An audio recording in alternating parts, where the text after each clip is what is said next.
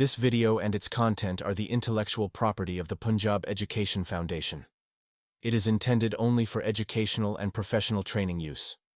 Any unauthorized copying, editing, or redistribution of this material is strictly prohibited. اعوذ باللہ من الشیطان الرجیم بسم اللہ الرحمن الرحیم. معزز اساتذہ اور عزیز طلباء و طالبات، میں آپ کا اردو کا معلم اور ہم پڑھ رہے ہیں جماعت چہارم اردو سبق نمبر 18 باتیں دانائی کی. دانائی کا مطلب کیا ہوتا ہے؟ دانائی کا مطلب ہے عقل مندی، سمجھداری یا دانش مندی. یہ جو سبق ہے اس میں 4 مختلف تاریخی واقعات ہیں جن واقعات سے ہمیں کچھ باتیں بتائی جا رہی ہیں، ہمیں کچھ طور طریقے بتائے جا رہے ہیں کہ ایک واقعے میں محنت کا سبق ہے، دوسرے واقعے میں شکر گزاری کا سبق ہے، تیسرے واقعے میں علم حاصل کرنے کا سبق ہے اور چوتھے واقعے میں برداشت کرنے کا سبق موجود ہے.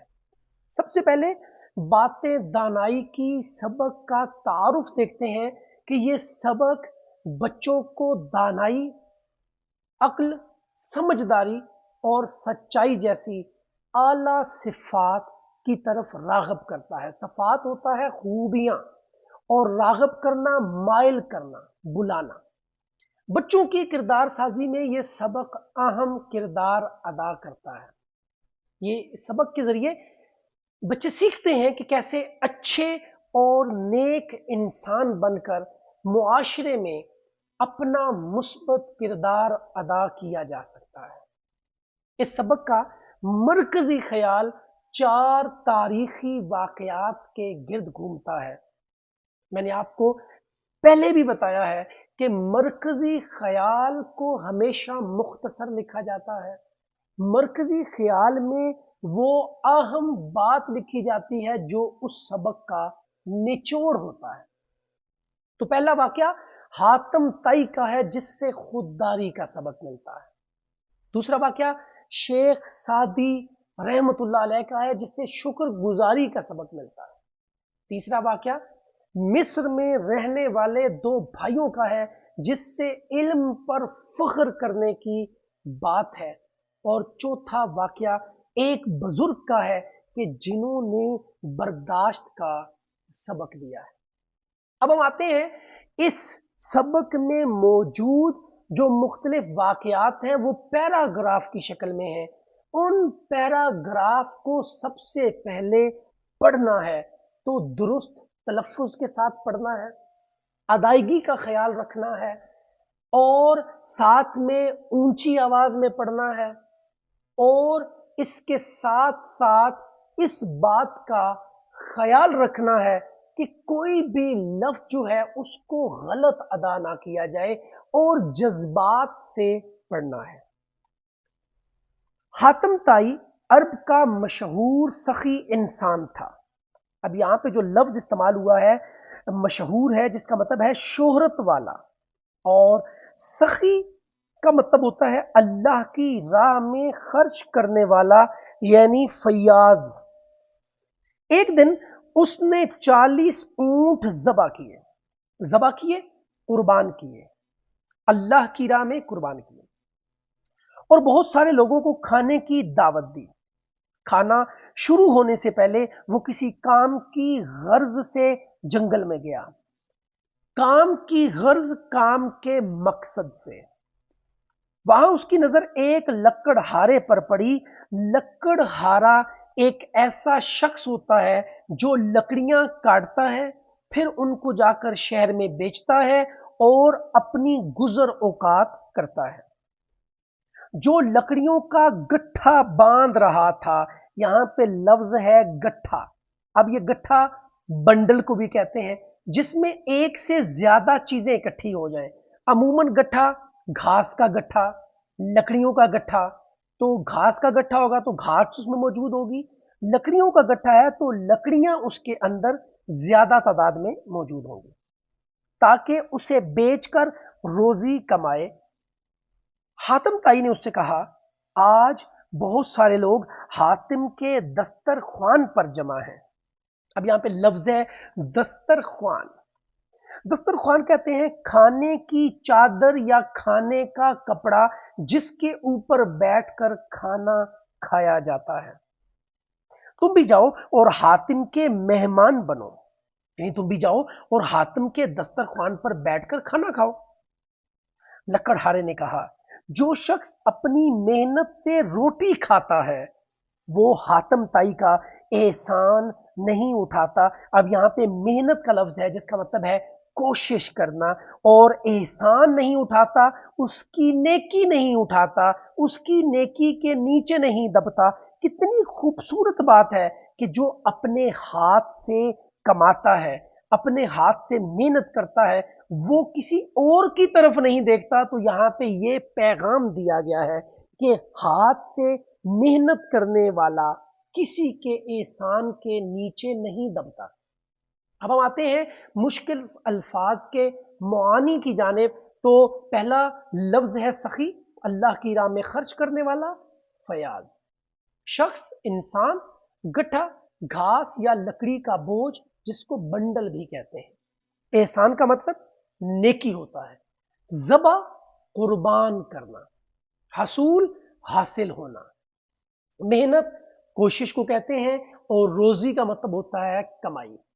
اب ہم دوسرے تاریخی واقعات کی طرف چلتے ہیں جو کہ ہے شکر کے بارے میں، اور اس کی پڑھائی آپ کے سامنے میں کرتا ہوں۔ آپ نے اس کو توجہ سے سننا ہے اور اس بات کو دیکھنا ہے کہ کس لفظ کو کس طرح سے ادا کیا جا رہا ہے۔ شیخ سعدی رحمت اللہ علیہ کہتے ہیں کہ میں حصول علم کے لیے شیراز سے بغداد پیدل جا رہا تھا۔ اب یہاں پہ پہلا لفظ ہے حصول علم۔ حصول کا مطلب ہوتا ہے حاصل کرنا، تو علم، حصول علم، علم حاصل کرنا۔ اس کے بعد ایک شہر کا نام ہے جس کا نام ہے شیراز، یہ ایران کا ایک شہر ہے، اس وقت یقیناً فارس ہوتا ہوگا۔ دوسرا شہر ہے بغداد، یہ عراق کا ایک شہر ہے جسے بغداد کہا جاتا ہے، اور یہ علم کے معاملے میں بہت مشہور تھا۔ دور دور سے لوگ آ کر یہاں پر علم حاصل کرنے آتے تھے۔ پیدل چلتے چلتے میرا جوتا گھس کر ٹوٹ گیا، میرے لیے اس کو پہننا ممکن نہ رہا۔ میرے پاس نئے جوتے خریدنے کے پیسے بھی نہ تھے، پیسے نہیں تھے، روپے نہ تھے، کچھ بھی نہیں تھا پاس میرے۔ ننگے پاؤں چلتے چلتے میرے پاؤں زخمی ہو گئے۔ تھک کر میں ایک جگہ بیٹھ گیا اور دل ہی دل میں اللہ تعالیٰ سے گلہ کرنے لگا۔ اب یہاں پہ لفظ ہے گلہ، اس کا مطلب ہے شکایت۔ گلہ کرنے لگا، شکایت کرنے لگا کہ اللہ تعالیٰ اگر تو نے مجھے رقم دی ہوتی، پیسے دیے ہوتے، مال دیا ہوتا، تو میں یوں پیدل سفر نہ کرتا، نہ میرا جوتا ٹوٹتا، نہ میرے پاؤں زخمی ہوتے، اور نہ مجھے یہ تکلیف برداشت کرنی پڑتی۔ اب یہاں پہ تکلیف کا لفظ ہے جس کا مطلب ہے مصیبت۔ ابھی میں یہ سوچ ہی رہا تھا کہ مجھے ایک معذور شخص دکھائی دیا۔ اب یہاں پہ معذور کا مطلب ہے ایسا شخص جس میں کوئی کمی ہو، یعنی مجبور ہو، اس کو معذور کہتے ہیں۔ جس کے دونوں پاؤں ہی نہیں تھے، وہ اپنے دھڑ کی مدد سے زمین پر بیٹھ کر خود کو گھسیٹ رہا تھا۔ اب یہاں پہ لفظ ہے دھڑ۔ اب دھڑ کا مطلب ہے جسم کا سر سے نچلا حصہ، یعنی ایک ہے سر اور دوسرا ہے دھڑ۔ تو دھڑ وہ ہوگا جو سر کے علاوہ جسم ہے، اس کو دھڑ کہا جاتا ہے۔ تو اس جو معذور شخص کا دھڑ نہیں تھا، اور وہ اس کی مدد سے پاؤں نہیں تھے، اور دھڑ کی مدد سے یعنی نچلے حصے کی مدد سے وہ زمین پہ خود کو گھسیٹ رہا تھا۔ میں نے یہ منظر دیکھا تو اللہ تعالیٰ سے معافی مانگی۔ منظر ہوتا ہے نظارہ، اور اللہ تعالیٰ کا شکر ادا کیا کہ میرے دونوں پاؤں سلامت ہیں، دونوں پاؤں ٹھیک ہیں۔ سلامت کہتے ہیں ٹھیک کو، درست کو۔ میں کھڑا بھی ہو سکتا ہوں، چل بھی سکتا ہوں، کام بھی کر سکتا ہوں۔ क्या हुआ जो मेरे पास रकम नहीं, सवारी नहीं या जूते नहीं। इस ख्याल के साथ ही मैंने दोबारा अपने सफर का आगाज किया, शुरू किया। अब आते हैं अल्फाज के मुआनी की जानिब। तो यहां पर जो मुश्किल अल्फाज हैं उनके मुआनी मैंने पहले ही आपके गोश गुजार कर दिए हैं। गिला शिकायत को कहते हैं, माजूर जिसमें कोई कमी हो यानी मजबूर, मंजर होता है नजारा, सवारी सफर का जरिया, हसूल हासिल होना, रकम रुपए को कहते हैं, धड़ जिस्म का सर से निचला हिस्सा, आगाज शुरू करना। अब हम आते हैं तीसरे तारीखी वाक्य जो कि पैराग्राफ की शक्ल में लिखा हुआ है कि मिस्र में दो भाई रहते थे। अब यहां पे मिस्र का लफ्ज है। मिस्र एक मुल्क का नाम है। एक को इल्म हासिल करने का और दूसरे को मालो दौलत जमा करने का शौक था। इल्म का शौकीन आलिम बन गया। अब शौकीन जो शौक रखता हो, जिसको किसी चीज का शौक हो।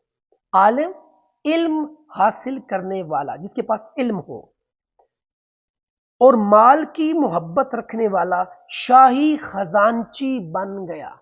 अब यहां पे लफ्ज है शाही, जिसका बादशाह के साथ ताल्लुक हो, और खजांची खजाने का निगरान, देखभाल करने वाला, यानी बादशाह के खजाने की देखभाल करने वाला।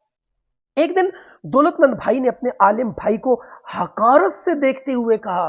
अब यह लफ्ज है हकारत। हकारत होता है बुरा समझना, छोटा समझना, नीचा समझना। हम तो खजाने के मालिक बन गए और तुम मुफलिस ही रहे। अब यहां पे लफ्ज है मुफलिस। मुफलिस का मतलब होता है गुर्बत, यानी गरीब होना, इसको मुफलिस कहते हैं। आलिम ने जवाब दिया, भाईजान मैं तो इस पर अल्लाह का शुक्र अदा करता हूं कि उसने मुझे पैगंबरों की मीरास यानी इल्म अता की है।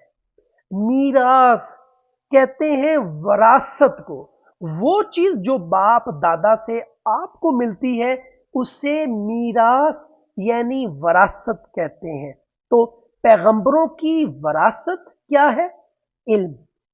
लेकिन आप कारून की मीरास यानी दौलत पर फख्र कर रहे हैं। अब यहां पे लफ्ज है कारून। कारून एक दौलतमंद मगरूर शख्स जिसका जिक्र कुरान मजीद में मौजूद है, उसे कारून कहा जाता है। और उसकी मीरास क्या थी? दौलत थी। तो इस पर फख्र नहीं करना चाहिए, बल्कि इल्म पर फख्र करना चाहिए जो कि पैगंबरों की मीरास है। अब हम आते हैं चौथे वाक्य की जानिब जो कि एक पैराग्राफ की शक्ल में मौजूद है। एक बुजुर्ग ने एक पहलवान को देखा। अब यहां पे लफ्ज है बुजुर्ग। बुजुर्ग कहते हैं बूढ़े अक्लमंद इंसान को। और पहलवान का लफ्ज है, पहलवान एक ताकतवर आदमी को कहते हैं जो कुश्ती लड़ता हो। तो एक अक्लमंद शख्स ने एक ताकतवर आदमी को देखा जो सख्त गुस्से में किसी को बुरा भला कह रहा था। बुरा भला कहना, गलत कहना। बुजुर्ग ने पूछा, पहलवान को क्या हुआ? लोगों ने बताया कि फलां शख्स ने उसे नागवार बात कह दी है। नागवार, अब नागवार बात, ऐसी बात जो दिल को पसंद ना आए, यानी बुरी बात जो मेरे दिल को बुरी लगे। बुजुर्ग ने फरमाया, ये कम बख्त 2-4 मन का वजन तो उठा लेता है, लेकिन एक छोटी सी बात बर्दाश्त नहीं कर सकता। कितनी खूबसूरत बात है। बुजुर्ग ने कहा कम बख्त यानी ऐसा शख्स जिसकी किस्मत अच्छी ना हो, यानी बुरे बख्त वाला, बुरे नसीब वाला, छोटे नसीब वाला। 2-4 मन का वजन तो उठा लेता है, तुम वजन तो उठा लेते हो, लेकिन एक छोटी सी बात बर्दाश्त नहीं कर सकते, सब्र नहीं कर सकते, बर्दाश्त नहीं है। कितनी खूबसूरत बात है। अल्फाज मुआनी में बुजुर्ग बूढ़े और अक्लमंद इंसान को कहते हैं, पहलवान वो ताकतवर आदमी जो कुश्ती लड़ता हो, नागवार बात बुरी बात, बर्दाश्त कहते हैं सब्र को। اب اس سبق میں کچھ اضافی سوالات بھی دیے گئے ہیں، سوچیں اور بتائیں۔ تو سوال کیا ہے؟ آپ کو علم یا دولت میں سے کیا حاصل کرنے کا شوق ہے اور کیوں؟ تو جیسا کہ اس سبق سے بھی ہمیں پتا چلا کہ ہمیں علم حاصل کرنے کا شوق ہے، لیکن اس کے ساتھ دولت بھی یقیناً حاصل کرنی ہے۔ علم کیا ہے؟ یہ پیغمبروں کی میراث ہے۔ علم جو ہے ہم حاصل کرتے ہیں، یہ بانٹتے ہیں، اور جو چیز بانٹی جاتی ہے وہ اور بھی بڑھ جاتی ہے۔ علم بانٹنے سے اور بڑھ جاتا ہے۔ دوسرا سوال ہے، کیا کبھی کسی کو مصیبت میں دیکھ کر آپ نے اس کی مدد کی ہے؟ جی ہاں، بہت دفعہ آپ بھی جب کسی کو مصیبت میں دیکھتے ہیں تو اس کی مدد کرتے ہیں، اور کرنی چاہیے۔ جیسا کہ اگر آپ دیکھتے ہیں کہ بہت ہی ضعیف شخص ہے، وہ سڑک کو کراس نہیں کر سکتا، تو آپ ان کے پاس جائیے، پہلے پوچھئے، اگر وہ کہیں جی ہاں تو ان کی مدد کیجئے۔ یہ مصیبت میں مدد کرنا ہے۔ اس کے بعد ٹھہریں اور بتائیں میں کچھ سوال ہیں۔ حاتم تائی نے لکڑہارے سے کیا بات کی تھی؟ تو آپ نے پڑھا، حاتم تائی نے لکڑہارے سے کہا تھا کہ حاتم کے دسترخوان پر بہت سے لوگ جمع ہیں، آپ بھی جاؤ اور حاتم کے مہمان بنو۔ بزرگ نے پہلوان کے بارے میں کیا کہا؟ تو بزرگ نے پہلوان کو کہا کہ یہ کم وقت 2-4 من کا وزن تو اٹھا لیتا ہے، لیکن ایک چھوٹی سی بات کو برداشت نہیں کر سکتا۔ اب مشق میں موجود کچھ الفاظ معانی ہیں جو ہم پہلے ہی کر چکے ہیں، تو اب ہم جملے بنانے کی طرف آتے ہیں۔ تو پہلا لفظ ہے سخی۔ سخی اللہ کی راہ میں خرچ کرنے والا۔ حاتم تائی بہت سخی انسان تھا۔ اس کے بعد ہے گٹھا، جس کا مطلب ہے گھاس یا لکڑی کا بوجھ۔ لکڑہارے نے لکڑیوں کا گٹھا باندھا اور اٹھا لیا۔ حصول، حصول کا مطلب ہے حاصل ہونا، علم کے حصول کی کوشش کرنی چاہیے۔ اس کے بعد لفظ ہے معذور۔ معذور مجبور کو کہا جاتا ہے جس کے اندر کوئی کمی ہو۔ میں نے راستے میں ایک معذور شخص کو دیکھا اور اس کی مدد کی۔ اگلا لفظ ہے حقارت۔ حقارت کہتے ہیں کسی کو نفرت کی نگاہ سے دیکھنا یا کسی کو کم تر سمجھنا۔ تو کیا جملہ بنے گا؟ دوسروں کو حقارت کی نظر سے نہیں دیکھنا چاہیے۔ پھر لفظ ہے دھڑ۔ دھڑ کہتے ہیں جسم کا سر سے نچلا حصہ۔ تو جملہ کیا ہے؟ مریض کے دھڑ پر نشانات بنے ہوئے تھے۔ سواری، سوار ہونے کی چیز کو سواری کہتے ہیں۔ مجھے کار کی سواری پسند ہے۔ پھر ہے خزانچی۔ خزانچی وہ شخص ہوتا ہے جو خزانے کی حفاظت کرنے والا ہو۔ تو جملہ مال کی محبت رکھنے والا شاہی خزانچی بن گیا۔ اگلا لفظ ہے گلہ۔ گلہ کا مطلب ہے شکایت۔ تو کسی سے گلہ نہیں کرنا چاہیے، یا گلہ صرف اپنوں سے ہی ہوتا ہے۔ اس کے بعد ہے مفلس۔ مفلس کا مطلب ہوتا ہے غریب یا نادار۔ تو اس کا جملہ مفلس لوگوں کی مدد کرنی چاہیے۔ اس کے بعد ہے جی آپ نے کیا سمجھا، یعنی سوال نمبر 2۔ سبق کے مطابق جواب منتخب کر کے خالی جگہ پر کریں۔ تو پہلا سوال ہے حاتم تائی عرب کا سب سے بڑا ڈیش تھا۔ اب ہمارے پاس 2 ممکنہ جوابات ہو سکتے ہیں، عالم یا سخی۔ تو یہاں پہ حاتم تائی سخی تھا۔ جی ہاں، سخی آئے گا۔ شیخ سعدی نے اللہ کا شکر ادا کیا کہ دونوں ڈیش سلامت ہیں۔ اب ہمارے پاس 2 ممکنہ جوابات، ہاتھ یا پاؤں۔ تو کیا ہے جی؟ پاؤں سلامت ہیں۔ جی ہاں۔ پیغمبروں کی میراث ڈیش ہے۔ تو پیغمبروں کی میراث علم ہے۔ اس کے بعد سوال ہے شیخ سعدی حصول علم کے لیے ڈیش سے بغداد جا رہے تھے۔ اب ہمارے پاس 2 ممکنہ جوابات، شیراز یا دمشق ہیں۔ تو درست جواب ہوگا شیراز۔ اس کے بعد سوال نمبر 3 ہے کہ دیے ہوئے سوالوں کے جواب لکھیں۔ پہلا سوال، لکڑہارے نے حاتم تائی کو کیا جواب دیا؟ اب کیا جواب دیا؟ آپ کو یاد ہوگا کہ جو شخص اپنی محنت سے روٹی کماتا ہے وہ حاتم طائی کا احسان نہیں اٹھاتا۔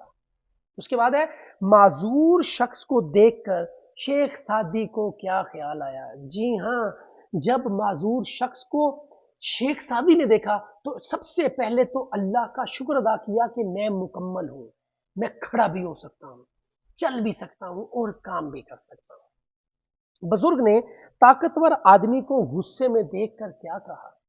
یہ وہی بات ہے جو میں آپ کو بتا چکا ہوں کہ یہ کم وقت 2-4 من کا وزن تو اٹھا لیتا ہے لیکن ایک چھوٹی سی بات برداشت نہیں کر سکتا۔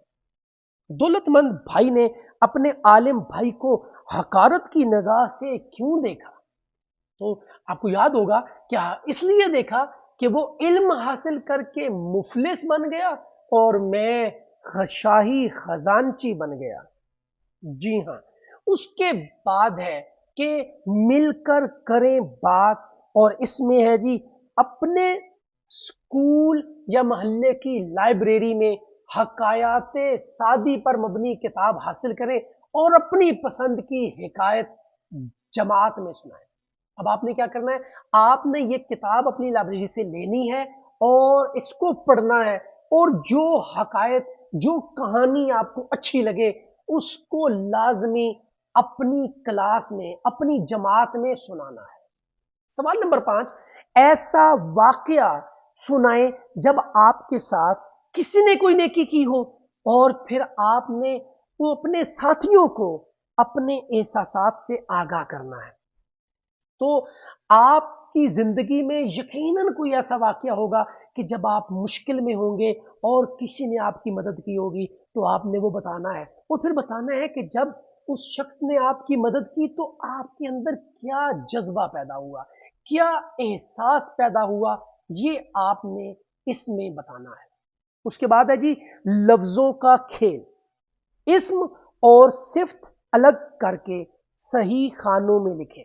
اب یہاں پہ اسم کا لفظ آیا ہے، اسم ہوتا ہے کسی جگہ کا نام، کسی شخص کا نام یا کسی چیز کا نام، یہ اسم کہلاتا ہے۔ اور صفت کیا ہوتی ہے؟ صفت ایسا لفظ ہوتا ہے جو کسی شخص یا چیز کی اچھائی بیان کرے یا اس کی برائی بیان کرے۔ اب یہاں پہ مثال کے طور پر لمبا لڑکا، اب لمبا کیا ہے اور لڑکا کیا ہے؟ لڑکا تو ہو گیا نام یعنی اسم، اور لمبا کیا ہے؟ اس کی خوبی ہے۔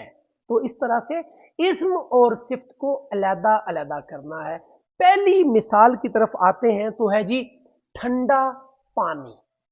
اب اس میں پانی جو ہے وہ اسم ہے، چیز کا نام ہے، اور ٹھنڈا اس کی خوبی ہے یعنی صفت ہے، تو یہ علیحدہ ہو گیا جی۔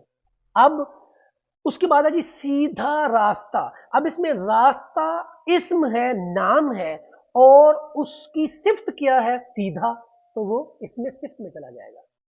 بزدل جانور، اب نام جانور ہے یعنی اسم میں آ جائے گا، اور اس کی صفت اچھائی یا برائی؟ بزدل، بالکل ٹھیک ہو گیا جی، یہ اس میں صفت میں آ جائے گا۔ اس کے بعد ہے جی سرخ پھول۔ اب چیز کا نام کیا ہے؟ پھول، وہ اس میں آ جائے گا، اور سرخ اس کی خوبی ہے جو کہ اس میں صفت میں آ جائے گا۔ پھر ہوگا بہادر لڑکا۔ اب لڑکا کیا ہے؟ اسم ہے، اور بہادر اس کی خوبی ہے تو وہ اس میں صفت میں آ جائے گی۔ اس کے بعد دیکھیں نیک لڑکی۔ اب لڑکی کیا ہے؟ یہ اسم ہے تو یہ اسم میں لکھیں گے، اور نیک اس کی خوبی ہے تو یہ صفت میں لکھیں گے۔ تو یوں یہ اسم اور صفت کو ہم نے علیحدہ علیحدہ کر دیا۔ اس کے بعد سوال ہے قواعد سیکھیں۔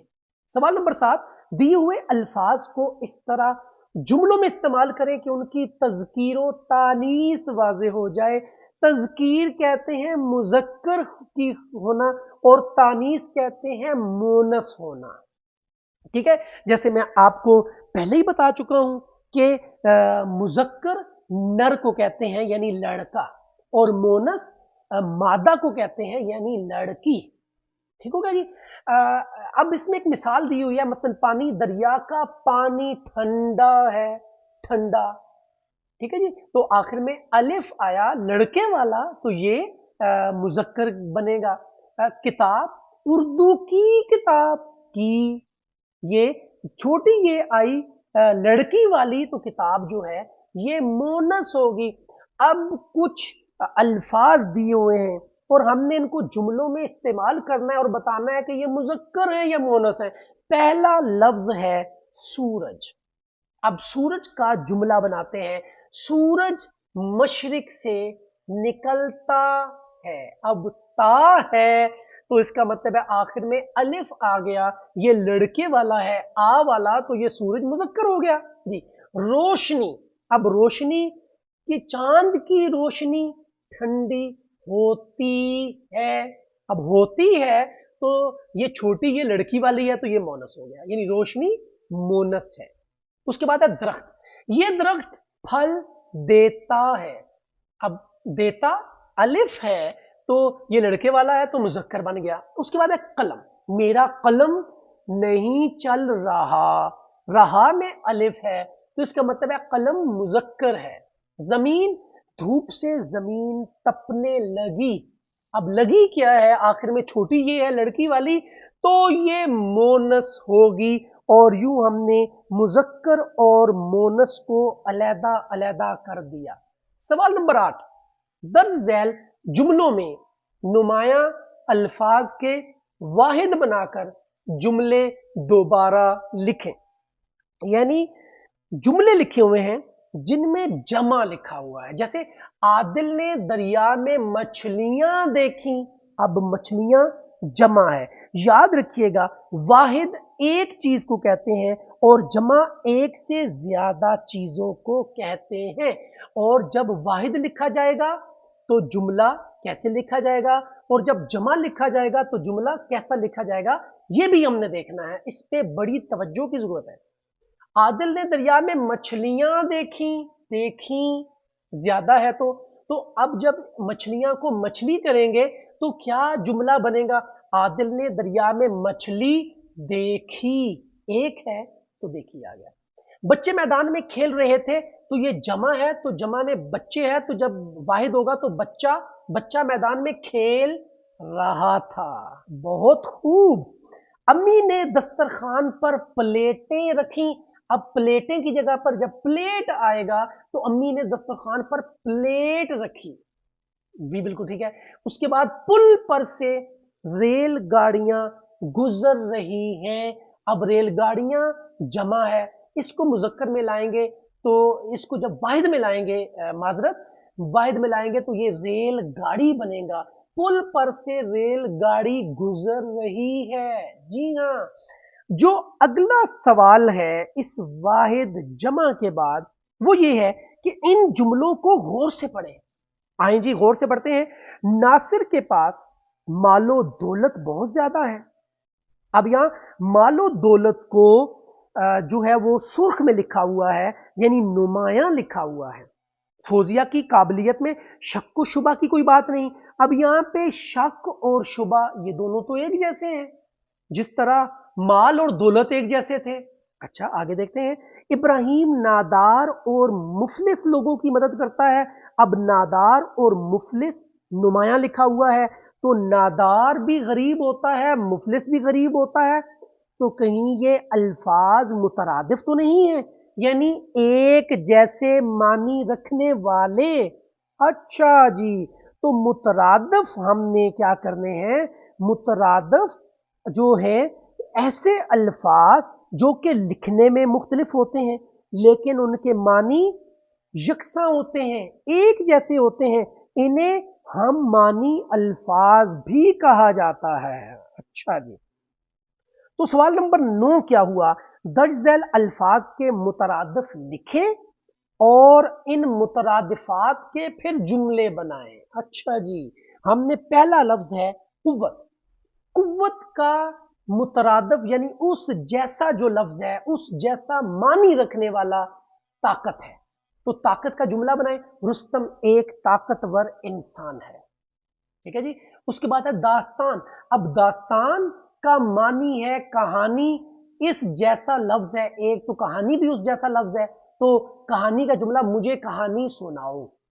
اب حکمت لفظ ہے, حکمت اور دانائی ایک دوسرے کے مترادف ہیں, تو دانائی کا جملہ بنے گا دانائی کی باتیں غور سے سنو. اس کے بعد ہے تمنا.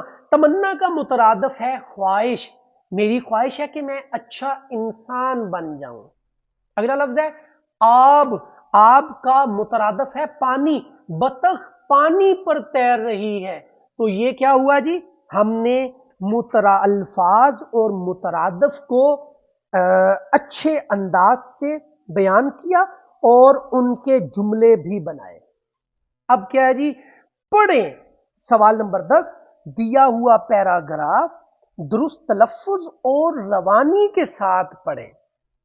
تو اب آپ نے میرے ساتھ ساتھ اونچی آواز میں پڑھنا ہے. روانی ہونی چاہیے اور تلفظ درست ہونا چاہیے. ایک شکارگاہ میں نوشیرواں عادل کے لیے اس کے ملازم کباب بنا رہے تھے. ملازم نمک ساتھ لانا بھول گئے تھے. نوشیرواں نے ایک ملازم سے کہا کہ قریبی بستی سے نمک لاؤ, لیکن قیمت ادا کیے بغیر نہ لانا تاکہ غلط رسم نہ پڑ جائے اور بستی برباد نہ ہو جائے. ملازم نے عرض کی کہ ایک چٹکی بھر نمک لینے سے کیا فرق پڑتا ہے؟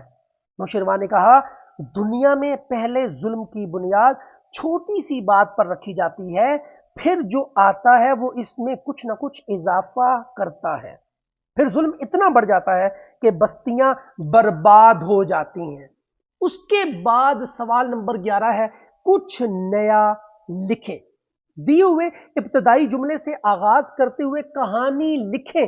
تو جملہ کیا ہے, ایک دفعہ کا ذکر ہے کہ ایک جھونپڑی میں ایک غریب آدمی رہتا تھا. اب یہاں سے آپ نے اپنی مرضی سے کہانی لکھنی ہے. جو اس کہانی میں آپ کو دل کرتا ہے وہ باتیں لکھیں. خوبصورت چھوٹے چھوٹے جملے لکھیں. تو یہ کہانی کیسے بن سکتی ہے؟ اس کے ساتھ اس کی بیٹی بھی رہتی تھی. اس کی بیٹی تالاب سے مچھلیاں پکڑ کر لاتی, دونوں مچھلی کھا کر پیٹ بھرتے. ایک دن لڑکی کے جال میں ایک بڑی مچھلی آئی. لڑکی نے گھر آ کر مچھلی کا پیٹ چاک کیا تو اس میں سے ایک ہیرا نکلا.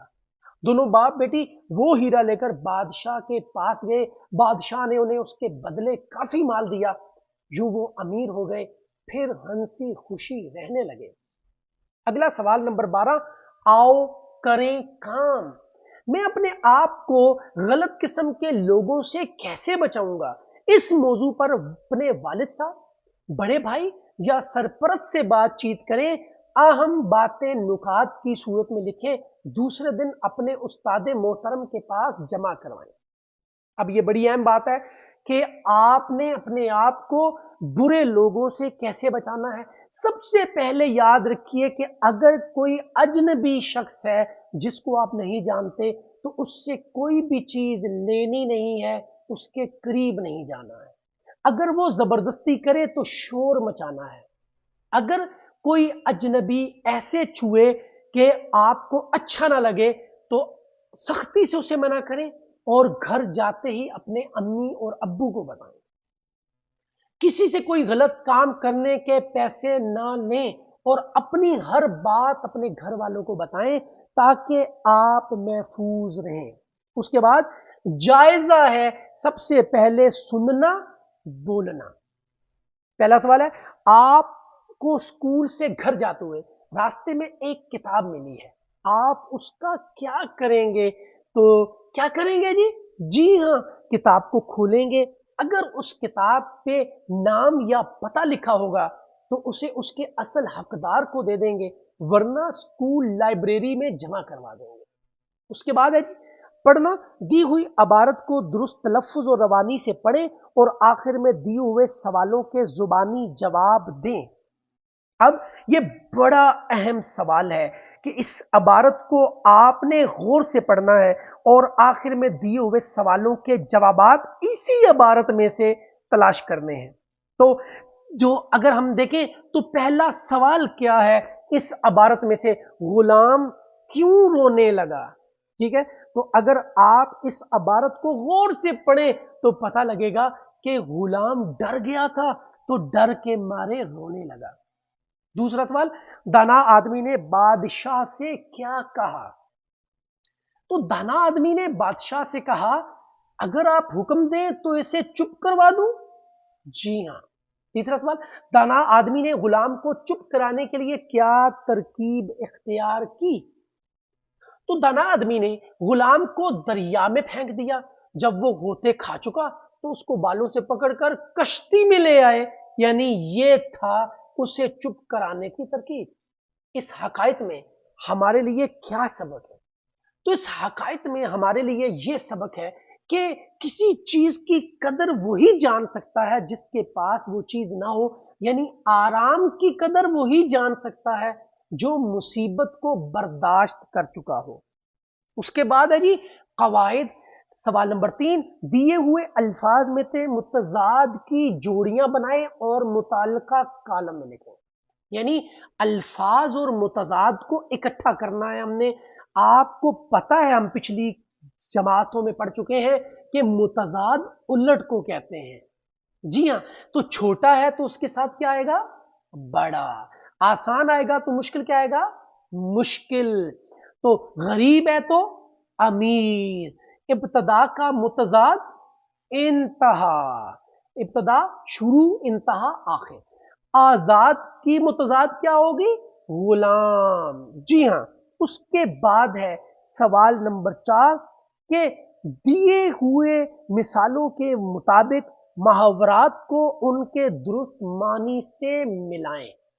جی ہاں، تو یہاں پہ کیا ہے، محاورے لکھے ہیں اور ان کے آگے جو ان کے معنی ہیں وہ آگے پیچھے کر کے لکھے ہوئے ہیں، تو ہم نے ان کے اصل معنی کے مطابق ان کو جوڑنا ہے۔ تو سب سے پہلے دیکھیں ٹکٹکی باندھنا۔ تو ٹکٹکی باندھنا ہوتا ہے کسی کو پلک جھپکائے بغیر دیکھنا۔